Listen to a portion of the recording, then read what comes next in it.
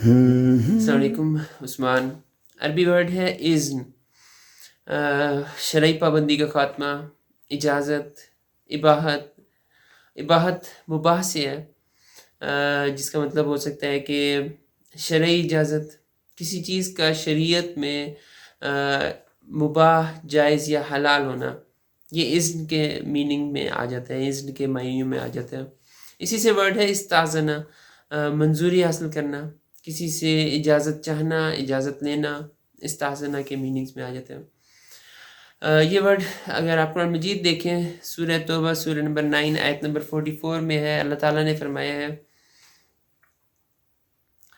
لا يستأذنك الذين يؤمنون بالله واليوم الآخر ان يجاهدوا بأموالهم وأنفسهم.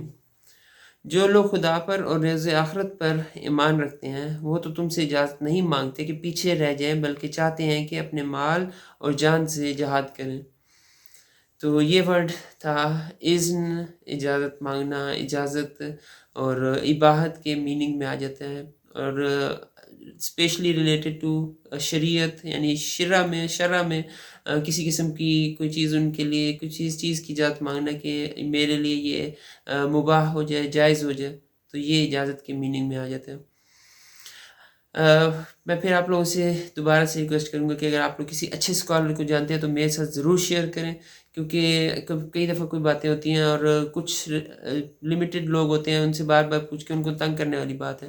تو زیادہ لوگوں کو پتہ ہوگا تو زیادہ لوگوں سے پوچھا جا سکتا ہے. جیسے قرآن مجید سے کوئی بات ہوتی ہے جو ذہن میں آتی ہے اور عام طور پہ اس کا جواب نہیں مل رہا ہوتا، تو کسی اچھے اسکالر سے مل سکتے ہیں جواب.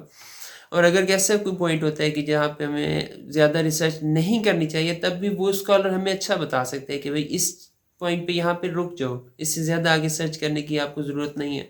تو اچھے اسکالرس کی ہمیں بہت زیادہ ضرورت ہے. تو اچھے اسکالر اگر آپ لوگ جانتے ہیں، ان سے کنیکٹ کیا جا سکتے تو مجھ سے ضرور شیئر کرنا ہے آپ لوگوں نے. جزاکم اللہ خیر.